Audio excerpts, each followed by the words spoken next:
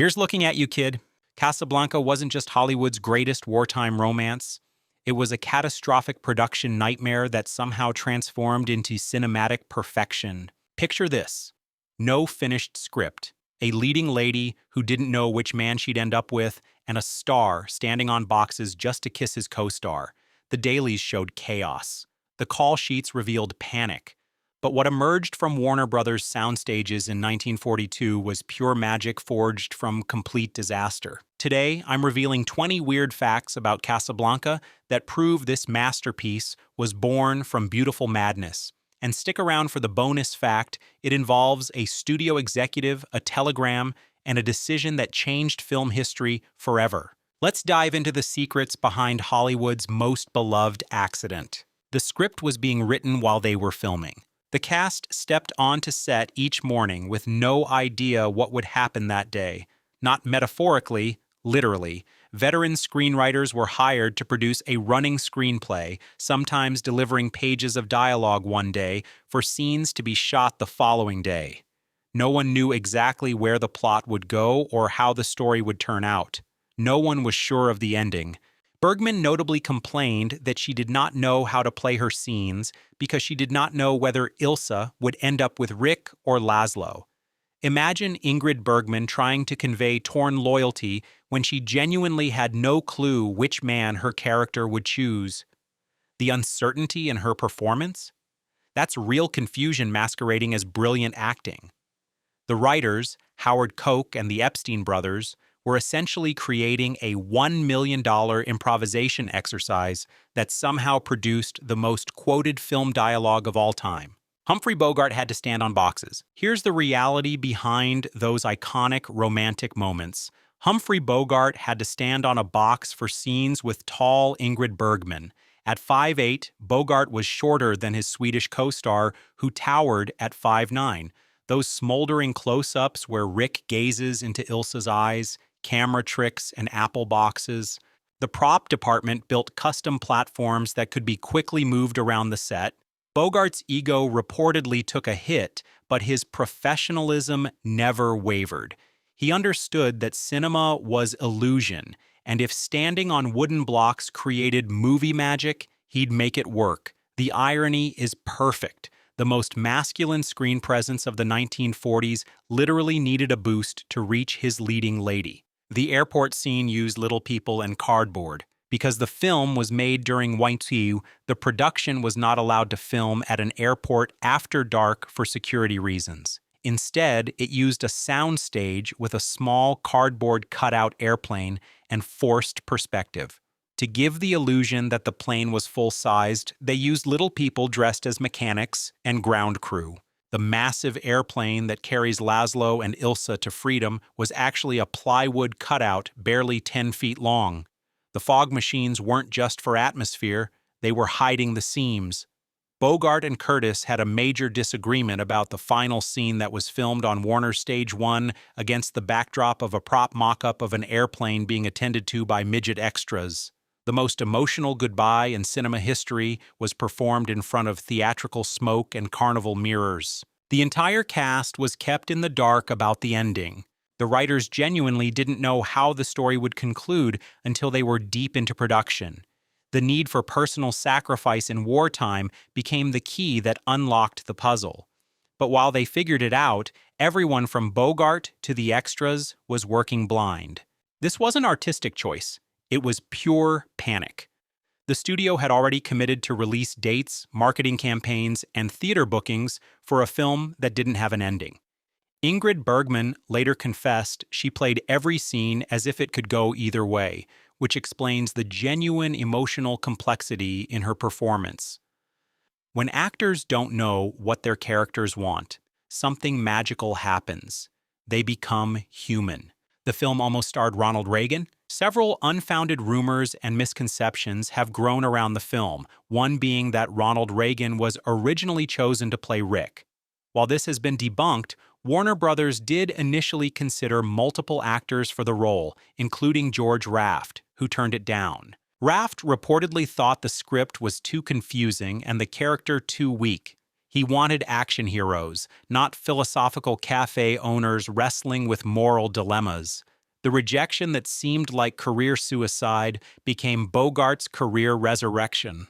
Sometimes the best decisions in Hollywood are the ones actors never make. Director Michael Curtiz was notoriously difficult. Hungarian-born Michael Curtiz was famous for his broken English and explosive temper. His direction style involved screaming in multiple languages while gesticulating wildly. Cast members needed translators not just for his accent, but for his emotional outbursts that mixed Hungarian curse words with Hollywood terminology. The cast and crew began shooting Casablanca without a complete script. The script was written during production, with elements being changed to suit the Hays Code requirements. Curtiz was directing scenes he'd never read, from a story he didn't fully understand, with actors who were equally confused. His volatile personality actually helped. Everyone was too intimidated to question the madness. Bogart's marriage drama erupted on set. Bogart's then-wife, Mayo Methot, had accused the actor of having an affair with his Casablanca co-star Ingrid Bergman. The jealous wife would show up on set unannounced, creating tension that crackled through the sound stages. Methot, nicknamed Sluggy for her volatile temper, was convinced her husband was having an affair with every leading lady he worked with. She wasn't entirely wrong. Bogart had a reputation, but with Bergman, the chemistry was purely professional. The irony stings. While audiences swooned over Rick and Ilsa's impossible love, Bogart was dealing with very real marital warfare. The pain in his eyes during romantic scenes wasn't all acting.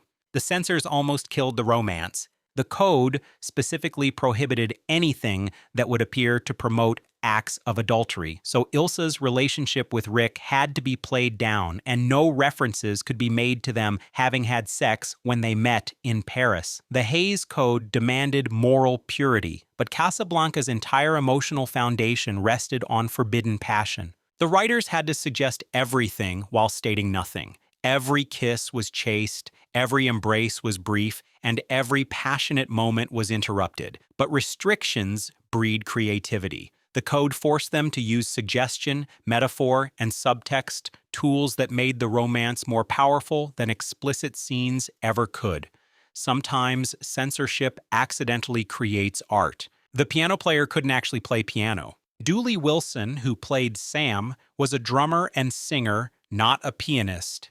During all those iconic "as time goes by" scenes, Wilson was essentially miming while a real pianist played off camera. The synchronization had to be perfect, and Wilson spent weeks learning to fake piano playing convincingly enough to fool audiences.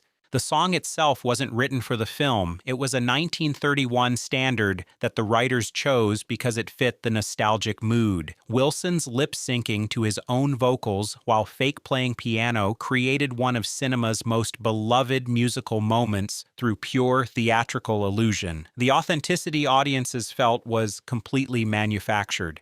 The refugee actors were actual refugees. Many of the actors playing desperate refugees fleeing Nazi persecution were actual refugees fleeing Nazi persecution. The tears during La Marseillaise scene weren't scripted. They were real emotions from people who had lost everything. Madeleine Lebeau, who played Yvonne, was a French refugee whose tears during the French national anthem were genuine. S.Z. Sakal, who played Karl the waiter, had family members who died in concentration camps.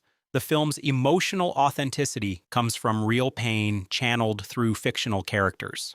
Go ahead and like and subscribe because we're just getting to the truly shocking stuff, including the fact that changed how Hollywood makes movies forever. The famous line was almost cut.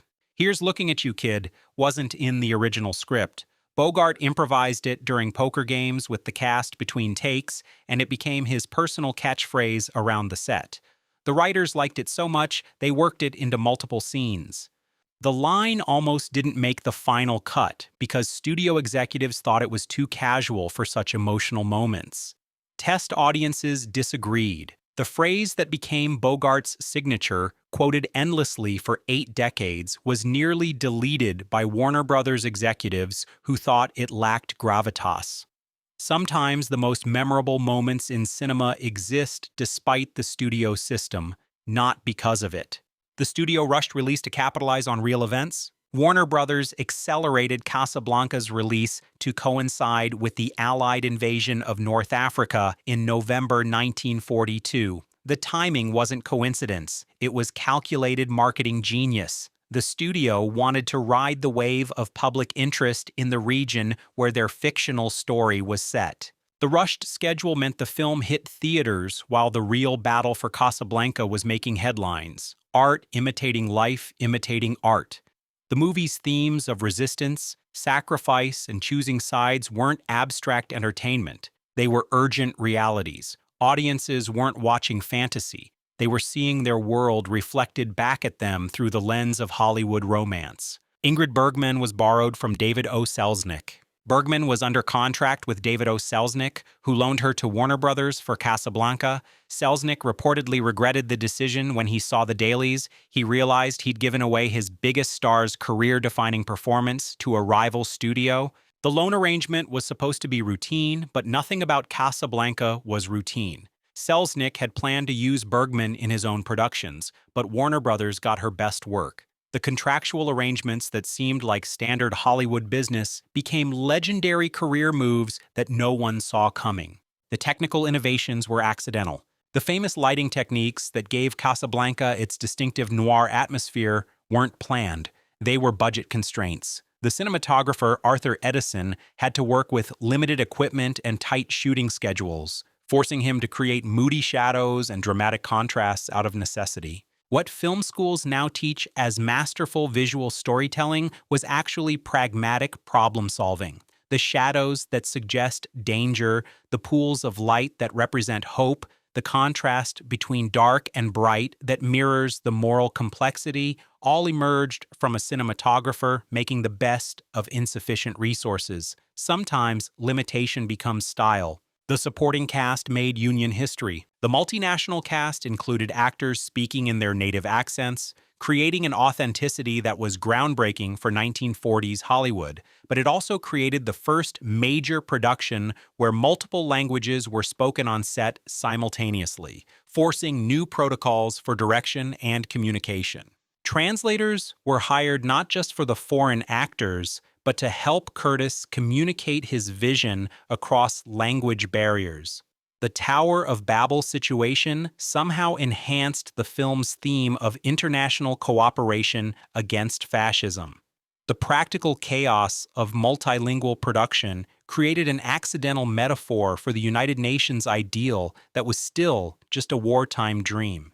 The flashback scene was shot in soft focus to hide budget constraints. The Paris flashback sequences weren't shot in romantic soft focus for artistic reasons. They were shot that way to hide the fact that Warner Brothers couldn't afford to recreate Paris convincingly.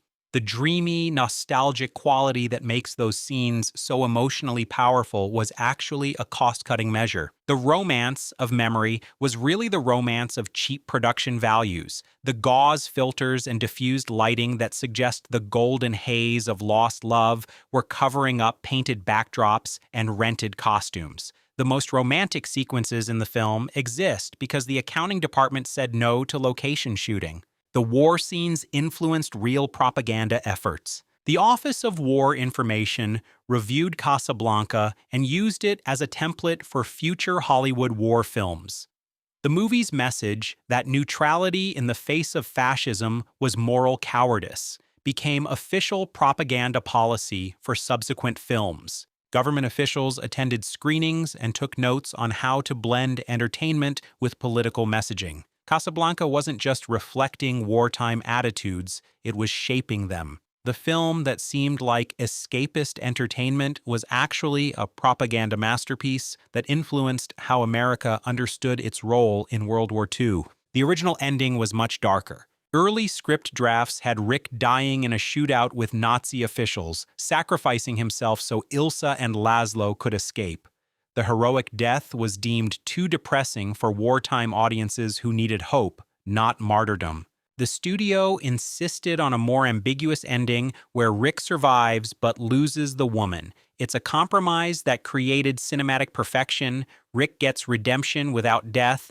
Ilsa gets duty over desire, and audiences get emotional complexity instead of simple tragedy. Sometimes studio interference accidentally creates art. The film created the modern cult movie phenomenon. Though successful on release, this indelible classic from 1942 truly entered the zeitgeist in the late 50s and early 60s, when a whole new generation of viewers, specifically Harvard students, fell in love with it.